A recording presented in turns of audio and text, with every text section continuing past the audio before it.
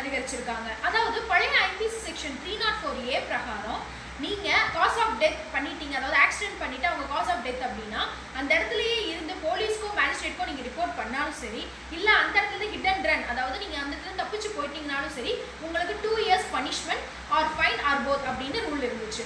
But இப்போ எப்படி பண்ணியிருக்காங்க அப்படியோ அதுக்கு பிஎன்எஸ் ஆக்ட் 106 பிரகாரம் அதை ரெண்டா பிரிச்சுட்டாங்க.